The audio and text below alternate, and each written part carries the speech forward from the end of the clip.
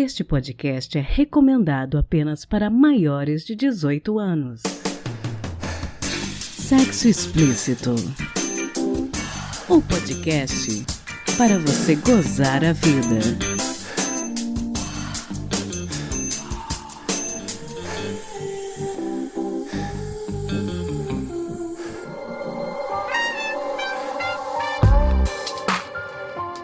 Olá, taradinhos! Tudo bem com vocês?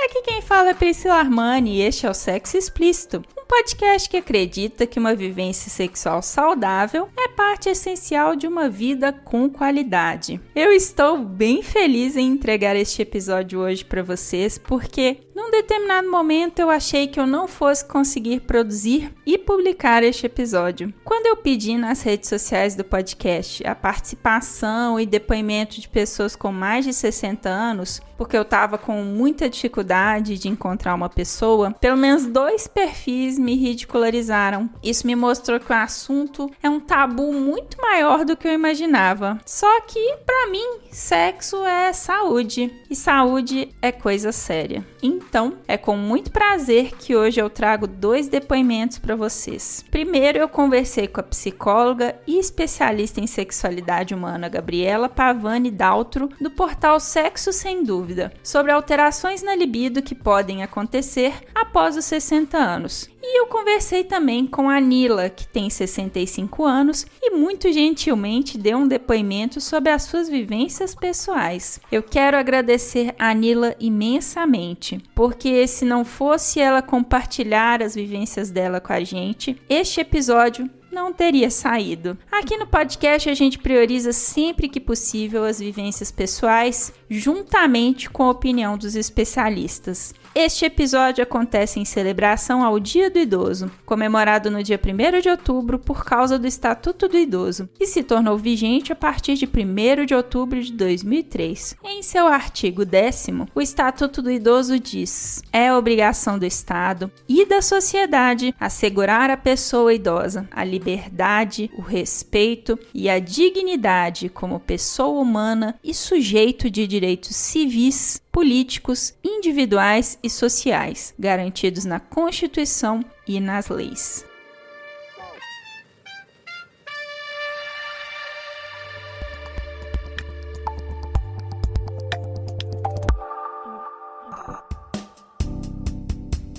Bom, Gabriela, queria que você começasse contando pra gente quem é você e o que é que você faz. Então, eu sou psicóloga, sou especialista na área de sexualidade humana, né? Sou sexóloga, trabalho, né, com a equipe do portal Sexo Sem Dúvida também e trabalho, né, no contexto da clínica, realizando atendimentos, tanto online quanto presencial, palestras, cursos, né? Também aqui no Espaço Mente Sã, que é um espaço, né, de psicologia, psicanálise e sexologia também. Bacana. Bom, Gabriela, hoje a gente vai conversar um pouquinho a respeito de sexo na terceira idade, que é um assunto que muitas vezes é motivo de tabu e até ridicularizado. Eu queria começar te perguntando como fica a libido a partir dos 60 anos? Biologicamente falando, quais que são as modificações que ocorrem com o nosso corpo nesse sentido? A principal mudança, né, que o envelhecimento vai trazer para a maior parte das pessoas, no caso das mulheres, vai ser a questão hormonal, então, né, a menopausa. No caso dos homens, né, a gente vai tendo aí um comprometimento mesmo ligado ao envelhecimento. Então, muitas vezes o surgimento de algumas doenças, né, doenças crônicas que vão se agravando, mas não tem nenhum quadro que seja muito específico. De forma geral, o envelhecimento vai pedir,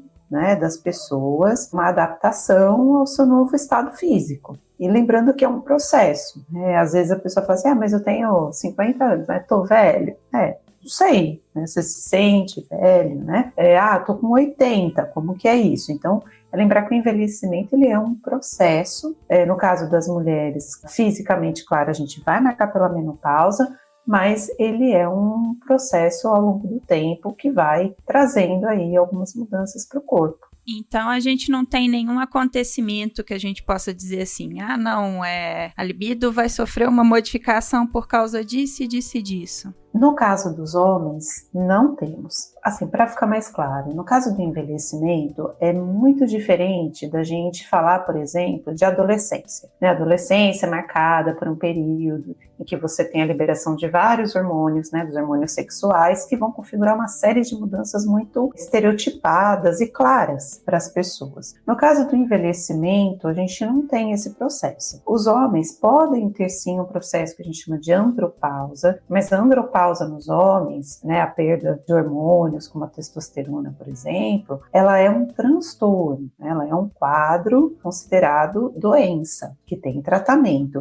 e não um momento que inevitavelmente todos os homens vão passar, como é o caso das mulheres. No caso das mulheres, você vai ter, sem dúvidas, a questão da menopausa, que vai marcar um processo de mudança aí hormonal e de uma série de outras questões que advêm disso, inclusive mudanças na regulação de neurotransmissores no cérebro, enfim, que vão mexer com a libido, vão mexer com o desejo. Mas, quando a gente fala em terceira idade, o envelhecimento, a gente tem que considerar muito mais do que o advento da menopausa ou, enfim, qualquer outro ponto mais físico. Porque é um processo que envolve a pessoa como um todo, a questão da sua disposição, a questão do seu contexto. Então, o que é um contexto de envelhecimento em termos de relacionamento, de trabalho, de resposta do social a essa pessoa. Então, o envelhecimento ele é muito mais marcado por todo esse contexto, e por um processo físico, claro,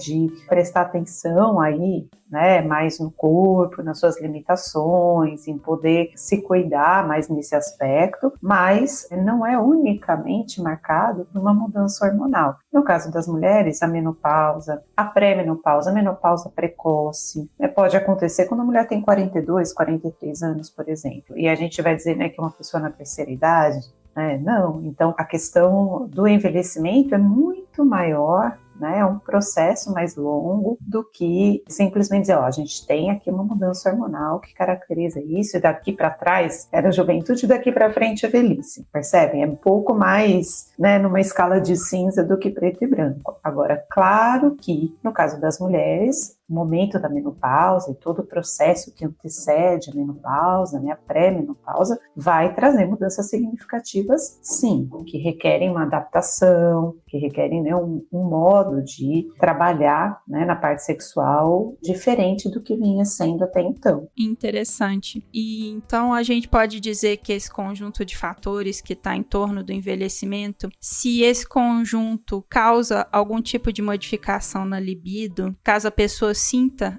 essa modificação, o que ela pode fazer para driblar esse desconforto?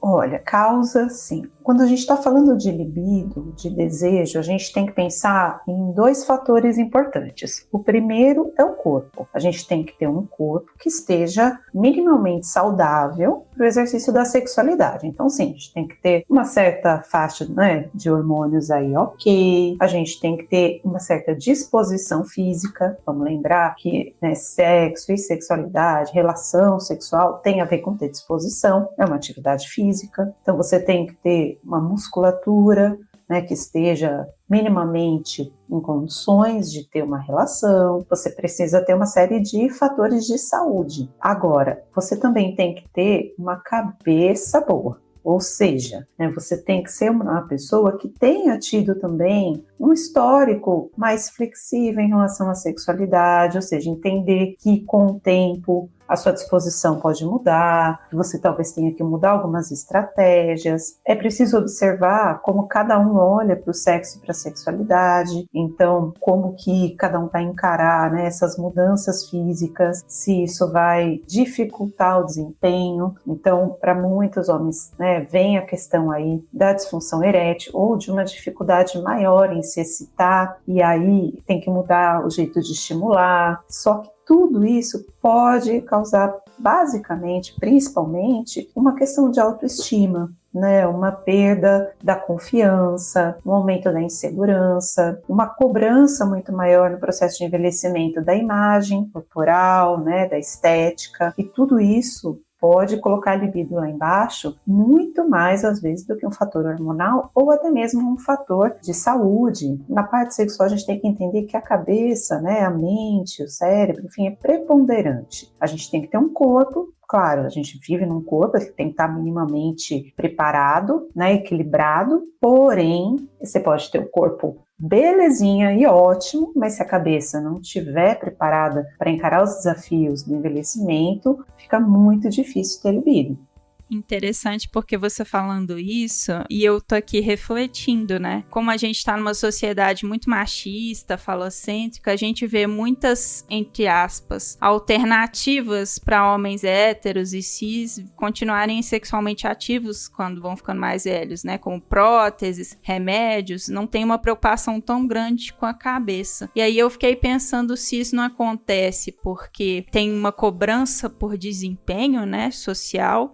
E aí, para as mulheres, isso não acontece, né? Tanto é que elas não têm tantas alternativas, né? Exato. Né? Acho que a gente, sem dúvidas, né, vai ter um fator histórico aí, no que se refere, né, a homens héteros, cis, mulheres héteros, cis, em que você vai ter, de um lado, né, um excesso de cobrança de desempenho para o lado masculino e uma necessidade de invisibilizar a sexualidade feminina. Então, também as soluções que historicamente, né, vêm sendo apresentadas são voltadas a uma sexualidade que é exercida basicamente com foco na penetração, né, a ereção, a penetração, o pênis, né, como você falou, né, uma sociedade falocêntrica, e uma desvalorização, né, da sexualidade feminina e do prazer feminino, né, e da autonomia feminina nesse sentido, que já é histórica, né, e vai tendo seus dispositivos em cada fase, vamos dizer, da mulher, que no envelhecimento, né, na velhice, vai ter aí essa tentativa de invisibilizar, né, de não priorizar a mulher como um ser desejante, um ser potente, um ser, né, que pode exercer a vida sexual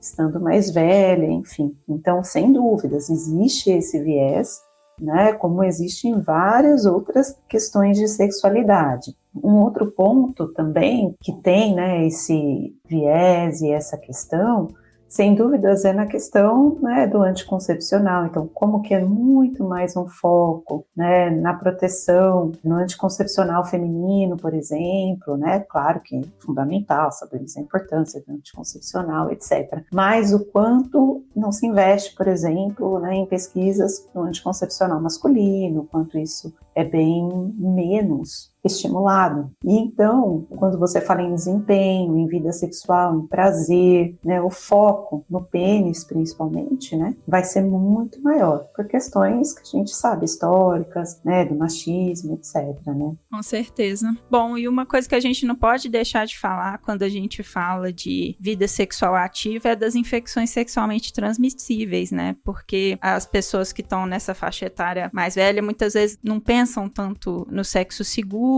e a gente precisa também falar de medidas preventivas para quem está na terceira idade, né? Quais que são os cuidados que a gente não pode deixar de tomar nessa faixa etária? Então, acho que a principal, né, questão aí é entender que a gente precisa explorar métodos de proteção. Porque quando a gente pensa, por exemplo, na camisinha, a gente pode ter uma limitação com o fator da idade também. Primeiro, né, uma geração nesse momento que não cresceu usando camisinha, né, a geração da terceira idade, dos 60 para cima, né, uma geração que não teve esse hábito. Essa é uma questão que surgiu mais na década de 80, né, no surto da AIDS e tal. Então, é uma geração que não teve essa prática, né, como algo natural, né, das suas relações no começo da vida, etc. Então, já existe uma dificuldade, muitas vezes, em usar o preservativo masculino, né, usar a camisinha masculina. E, além disso, pode existir também uma dificuldade na questão da ereção, né? Então, às vezes, o casal tá falando, olha, a gente vai, né, quer usar a camisinha, mas, né, quando vai pegar a camisinha, o pênis que já não estava tão rígido, fica mais flácido ainda, perde a ereção, ou não fica firme o suficiente para conseguir colocar a camisinha. Então tem todas essas questões práticas, né, que muitas vezes vão gerar ainda mais ansiedade, essa ansiedade vai dificultar ainda mais o desempenho, então a gente precisa pensar em outros métodos. A recomendação é sempre, claro, falar com o urologista, com o ginecologista e discutir outras possibilidades. A camisinha feminina, mas tá ali, né, pensando que você precisa de algum método de proteção, né? Que você precisa exercitar um sexo seguro. E quanto mais a gente falar de sexualidade no envelhecimento, na terceira idade, mais importante também a gente falar sobre isso. Quando a gente não nega, né, a sexualidade, a gente pode abrir espaço para estas questões e lembrar que tem que ser uma questão que se adapte a cada pessoa, a cada parceria. Às vezes um vai se adaptar a uma camisinha masculina, outro vai se adaptar a uma camisinha feminina, enfim, então a gente tem que sempre abrir a conversa, né, considerando o que é melhor para cada parceria e para cada casal, né? E complementar a isso, né, que a gente está conversando, eu acho interessante a gente falar também da testagem, né, que tem algumas doenças, infecções sexualmente transmissíveis, que você testar de tempos em tempos é sempre muito bom também, como a sífilis, por exemplo, né? E a gente tem um sistema único de saúde muito bacana que nos propicia poder fazer isso gratuitamente e de maneira rápida e eficiente, né? Sem dúvidas. A testagem, o uso, né, do PrEP, enfim, todos os métodos, as metodologias de prevenção, de acompanhamento, de checagem, né, então é entender que a saúde sexual faz parte da saúde, né, e como você faz um exame, né, para saber como é que tá aí o coração, como é que tá a diabetes, como é que tá a hipertensão, né, também fazer os exames que vão te ajudar a manter uma saúde sexual em dia, sem dúvida nenhuma. Agora, é saber que a própria pessoa, né, precisa estar consciente dessas necessidades, buscar, né, questionar os profissionais, olha, eu quero fazer, gostaria de fazer, enfim, porque muitas vezes, por conta dessa invisibilidade, né, às vezes o profissional nem considera, né, nem vou pedir, né, exame de parte sexual e tal, porque nem se considera, né, que a pessoa mais velha, enfim, no processo de envelhecimento tenha exercício da sua sexualidade. Vamos pensar, por exemplo, né, a gente nem chegou a falar, que nem estamos entrando nesse âmbito, mas em idosos, por exemplo, institucionalizados, né? A gente não pensa que eles possam ainda exercer a sua sexualidade, né? Que eles possam sentir prazer, que eles possam ter libido, que eles precisem de um ambiente de privacidade para se relacionar, né? Então, quando a gente está falando de envelhecimento aqui, vamos lembrar que a gente está falando só pessoas na meia-idade, na sua menopausa. Falar de envelhecimento e sexualidade é chegar também nestes lugares, é chegar nesta população que exerce sua sexualidade, teria direito de exercer, de acordo com suas autonomias, etc., né? De cuidar de sua saúde sexual e que existe uma invisibilidade total. Então, entre, né, o visível do jovem e o invisível total de um idoso institucionalizado, a gente vai ter todas essas camadas que a gente precisa estar consciente e abordar. Com certeza. Você teria algum conselho para os nossos ouvintes dessa faixa etária, ou às vezes alguém que está ouvindo está pensando, de repente eu posso conversar sobre isso com o meu avô, com o meu tio. Qual conselho você daria para essas pessoas gozarem mais a vida? Manter a cabeça aberta e criatividade. O corpo muda, como vai mudando ao longo da vida. O corpo que você tinha quando você tinha 15 anos é diferente aos 30, né? É uma coisa antes de amamentação, depois de amamentação. Então, o nosso corpo ele vai passando por diversas mudanças ao longo da vida. O envelhecimento é uma delas. E que requer muitas vezes uma mudança no jeito de olhar para o sexo, no jeito de olhar para a relação, né, no tipo de prazer que você pode obter. Então, né, sem dúvidas, a cabeça aberta para explorar novas formas de sentir prazer, novas formas de abordar a tua parceria. Acho que diminui muito o preconceito e o foco na questão do desempenho. Claro que é importante para muitos casais, muitas pessoas, mas o foco, né, no prazer como um todo, na redescoberta do prazer do corpo como um todo. Então é basicamente ter o foco no prazer, criatividade, flexibilidade e sim,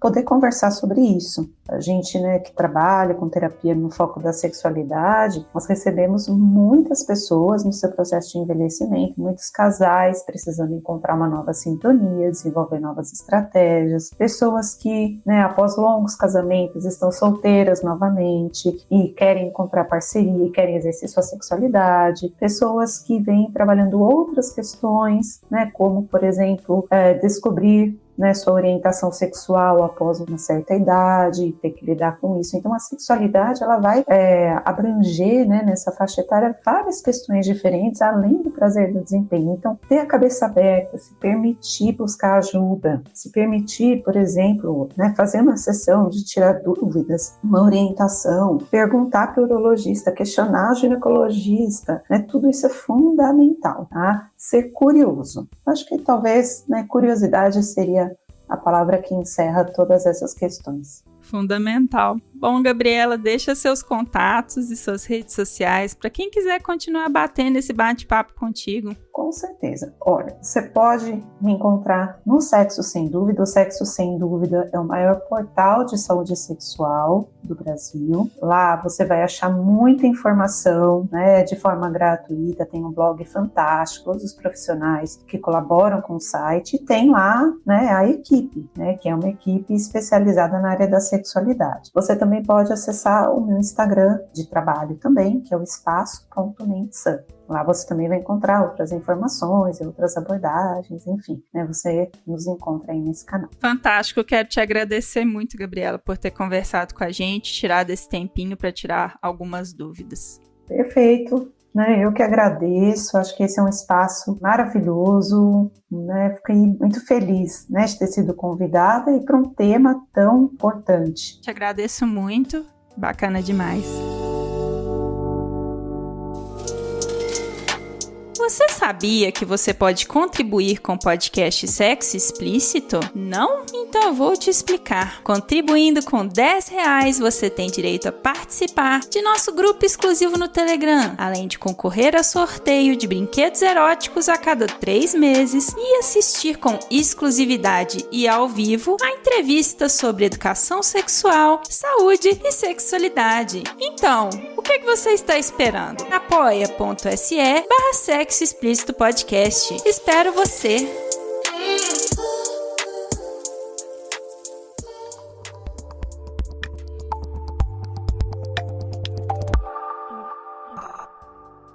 Bom, Nila, eu queria que você começasse contando para os nossos ouvintes quem é você e o que você faz. Eu sou a Nila, tenho 65 anos, sou técnica em enfermagem aposentada e hoje trabalho com Eu era divorciada, né?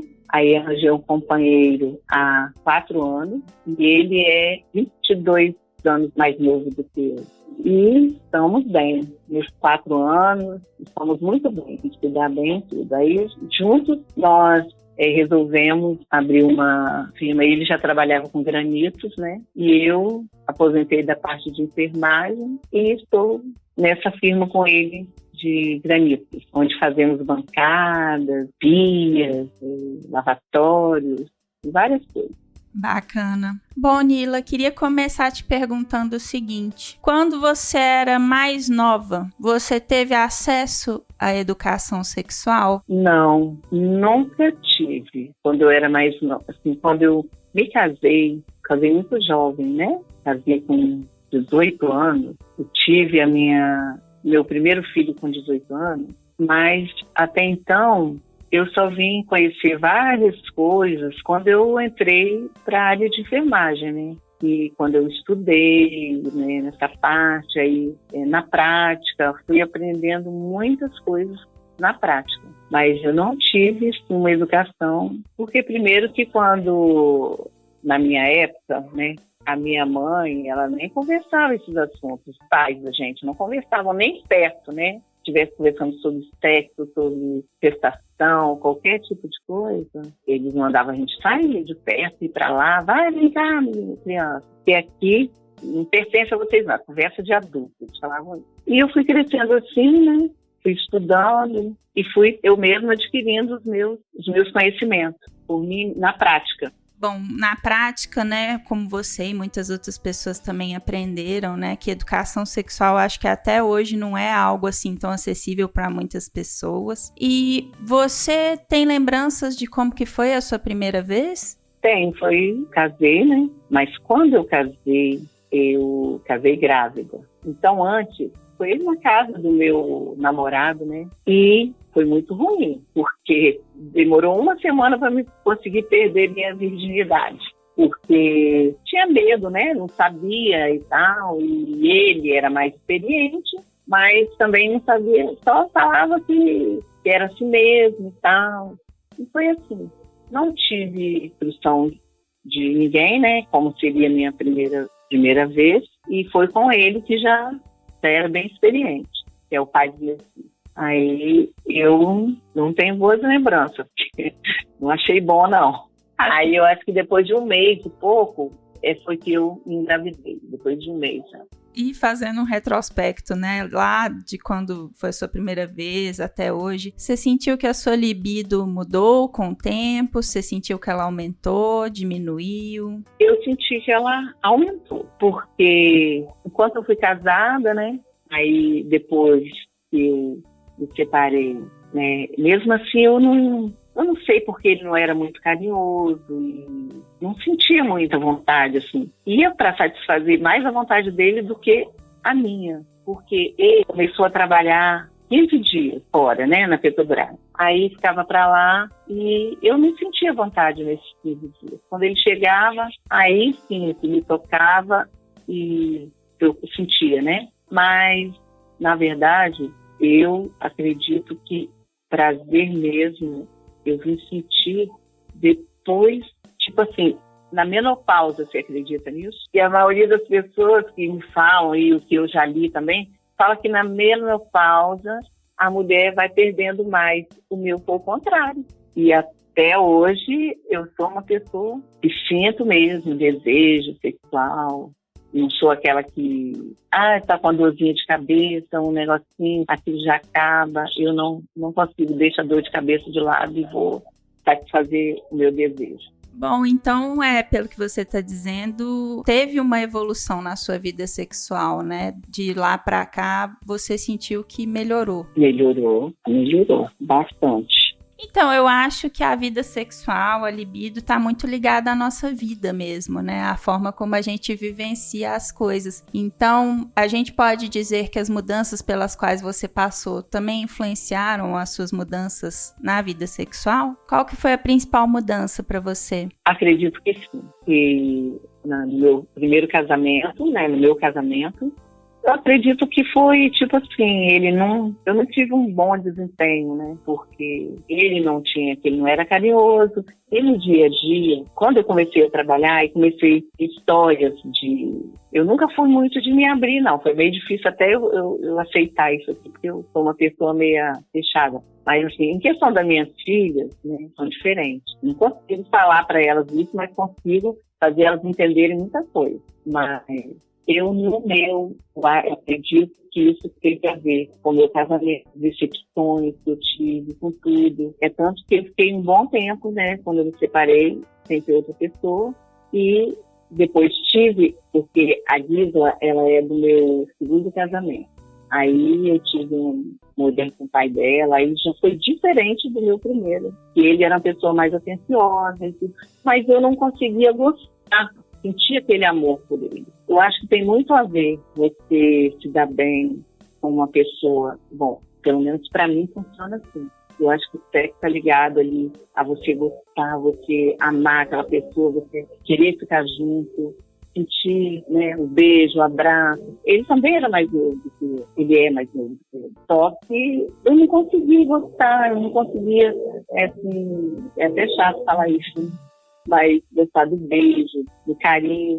Mas na hora que a gente estava tendo uma relação, eu conseguia chegar ao orgasmo certinho, sentia prazer, mas era só naquela hora, mas eu não sentia assim vontade quando ele estava longe, tipo assim, chegava ou tomava um banho perto de mim, eu não sentia aquele desejo. Então, eu não sei bem. Depois, passou fiquei muito tempo sem ter, quando aí não deu certo, que eu achei melhor, eu não sei, eu acho que tem que ter um conjunto, a convivência você tem que dar bem, tanto no sexo como em tudo, porque senão não funciona. Eu penso assim, para mim ficar assim, fingindo, às vezes eu não queria, às vezes ele queria e eu não.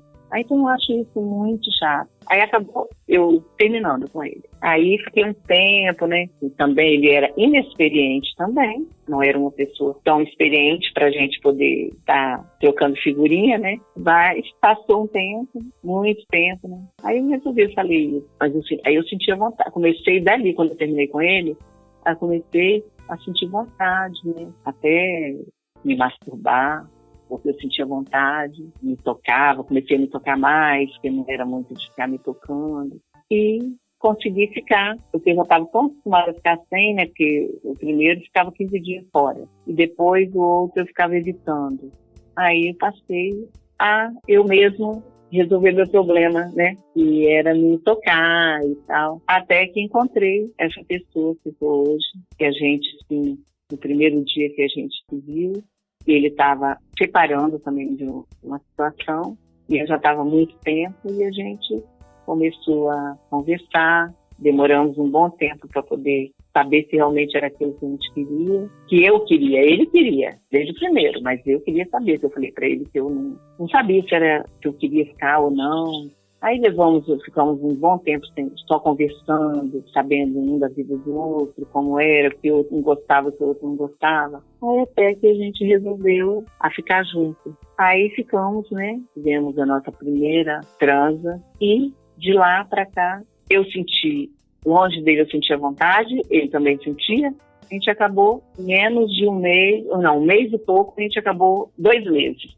A gente acabou indo morar junto.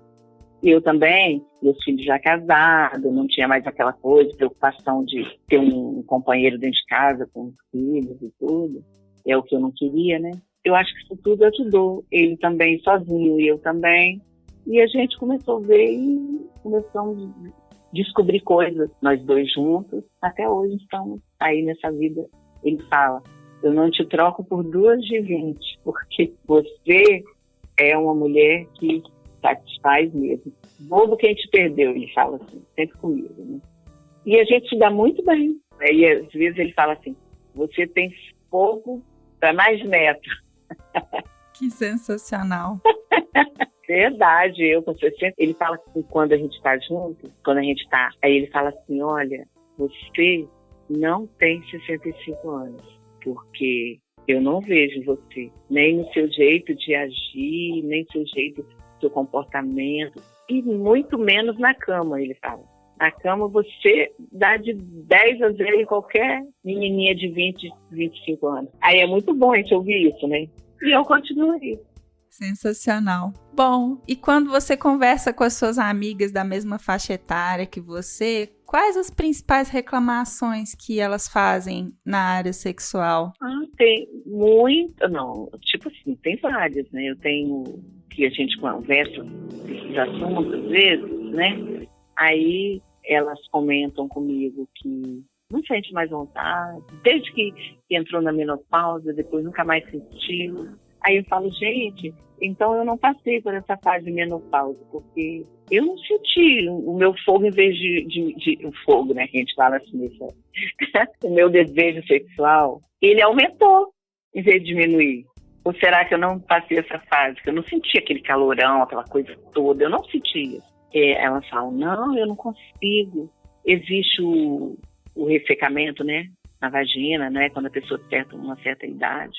Não tive esse problema, tive o tempo que eu fiquei sem ter, aí eu tinha sim, mas agora, aí depois quando voltou a minha atividade sexual, não sinto que ficou diferente. Meu corpo, claro, a gente olha, né, a fisionomia da gente, tudo muda, o corpo da gente não é o mesmo, né, mas agora sexualmente eu sinto muito, tipo assim, o meu ponto G nos seios, né? Demais. Aí, então, eu não perdi a sensibilidade. É tanto que eu queria colocar um pouquinho de silicone ou fazer uma plástica, mas eu tenho medo de perder, tipo, essa sensibilidade, essa coisa boa que eu sinto, que é no toque, né? Quando ele toca, né? Nos meus seios, quando ele faz carinho. Nossa, aí eu viro lagartixa, tudo nas paredes. Aí, então é isso. Mas elas falam que não é isso. Tem umas que, eu mando meu marido ir procurar outra pra lá que eu não quero saber disso. Eu mando, não sei o quê. Aí eu pergunto, vocês não se curtem mais, não gostam, não se amam? Não, graças a Deus, quando eu resolvo transar com ele, eu quero que ele resolva logo, sai logo. Essa coisa assim, sabe? A outra fala que finge orgasmo para poder o marido. Então, eu já não penso assim, por isso eu me acho diferente. Porque eu acho que tem que ser tudo. Você tem que pensar, por isso que eu lá atrás, né, quando eu falei que eu resolvi separar, é porque eu não acho que dava certo. Se eu não gostava do carinho dele, se eu não estava gostando da vida sexual da gente. Então, eu achei melhor parar, porque se eu tivesse continuado lá, de repente hoje eu estaria no mesmo padrão que elas, né? Que falam que fica doido com o marido ejacular logo para poder sair, fica evitando dores. Um casamento não dá certo assim. Com certeza. Ao longo da sua trajetória, você costumava usar preservativo? Como que era essa conversa com seus parceiros? O meu primeiro marido, que foi o meu primeiro, né, que eu falo. Aí o pai dos meus filhos, né, eu não usei camisinha, não usava preservativo. E eu tinha um problema sério de fertilidade, de engravidar. Tinha mania de falar assim, se fosse falam, sacudiu a cueca, já está engravidando. Aí eu não podia usar anticoncepcional. Por isso, acho que eu tive os meus filhos, né? Porque eu não podia tomar anticoncepcional, ficava fazendo tabela, fazendo não sei o que e tal. E ele não usava preservativo. Agora, já com esse parceiro, a gente usa preservativo, né? E com o pai da minha filha, né? A gente usava umas 2, 3 vezes, a gente começou usando e foi quando um dia a gente saiu, bebeu uns vinhos, né? Nós dois. Aí acabou fazendo sem preservativo, foi que nasceu a minha princesa. E depois de lá para cá, a gente resolveu usar preservativo. E também, né? Eu não usava antes porque eu não tinha muita noção do que é você usar um preservativo. Não tinha muita. Mas depois que eu comecei a trabalhar na área, né, de saúde, comecei a estudar mais e ver que realmente o preservativo ele não é só para prevenir uma gestação, mas tem vários tipos de doenças, né? Então, graças a Deus, nunca tive nenhum problema em relação. Faço o exame, né? Todo ano eu faço, mesmo assim, por causa tem que fazer, faço vários, não tive problema nenhum. Que ótimo, eu ia te perguntar justamente isso, se você já tinha feito algum exame para infecções sexualmente transmissíveis. Nossa, eu faço todo ano. Até hoje eu continuo fazendo. Eu acho que mesmo quando você não tem uma vida sexual ativa, você não tem mais parceiro, você tem que continuar fazendo, porque tem doença que não se manifesta 1 ano, 2 anos. Você pode ter tido uma relação lá atrás, com 10 anos, uns 10 anos atrás, e ela pode estar, de acordo com como você vai para a sua terceira idade, ela pode vir a se manifestar. Na terceira idade aparecem várias coisas que às vezes você não tem lá no início, lá quando você é jovem, quando você é adolescente, é jovem. É muito importante você usar preservativo, não importa a idade, e você também fazer os seus exames que você tem que fazer. Bom, para concluir, Nila, qual conselho você daria às pessoas que estão nos ouvindo para elas poderem gozar mais a vida? Para gozar mais a vida, eu acho que você tem que ser você mesmo. Nunca ir pela ideia de plano, do plano, né? Amar e se cuidar e prevenir, porque você hoje é jovem, você esquece, né, do que pode vir depois. Então, hoje você faz tudo mas faça direitinho para poder não se arrepender lá na frente. Eu não tenho arrependimento nenhum. Sou uma pessoa saudável, graças a Deus. Eu passei isso para os meus filhos. E eles têm que viver, mas saber viver. Não fazer nada que vai se arrepender lá na frente. Sensacional. Amar é uma coisa que a gente tem que amar mesmo, né? Ao próximo. Com certeza. Obrigada, viu? Nada.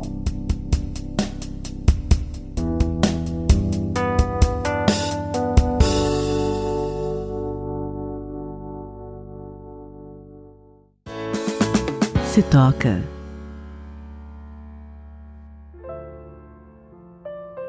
Tanto na conversa com a Gabriela quanto com a Nila, nós ressaltamos a importância da prevenção a infecções sexualmente transmissíveis, independente da idade. Então, na dica de hoje, eu não podia deixar de mencionar que amanhã, dia 19 de outubro, teremos o Dia Nacional de Combate à Sífilis e à sífilis congênita. E a sífilis é uma doença silenciosa e muito séria.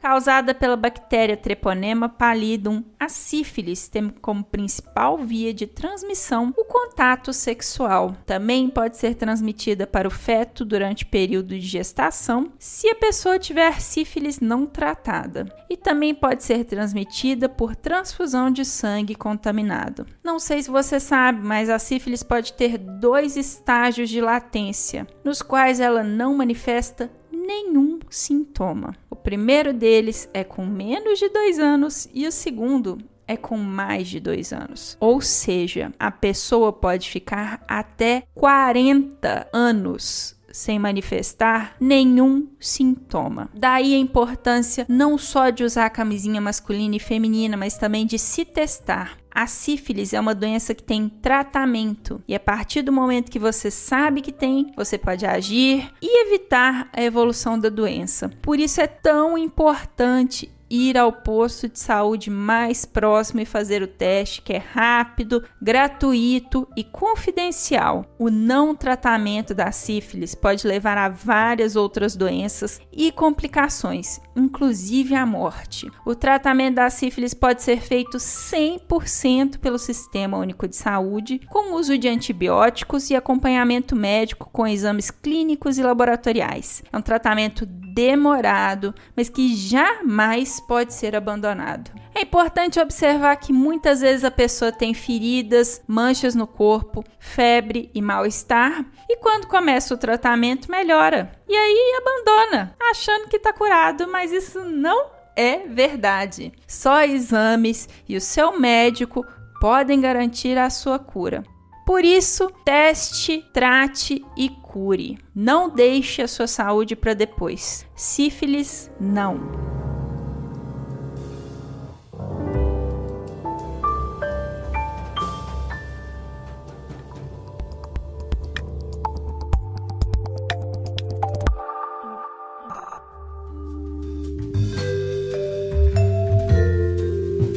Este foi mais um episódio do podcast Sexo Explícito. Foi bom pra você? Com edição e vinhetas dela mesma, Cafeína, do podcast Papo Delas, eu me despeço, lembrando que todas as informações sobre esse e os demais episódios estão em sexoexplicitopodcast.com.br.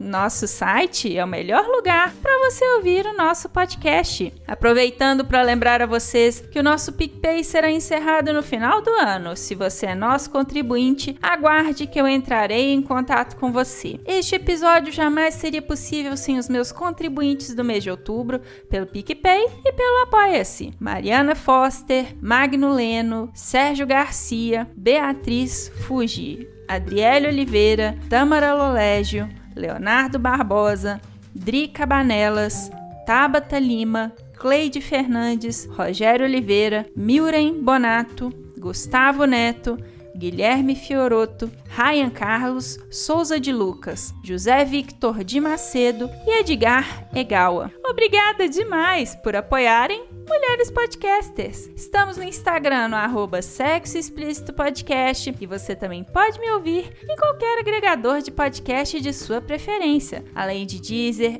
iTunes, Google Podcast e também no YouTube. E aí, o que você está esperando? Bora gozar a vida? Beijo!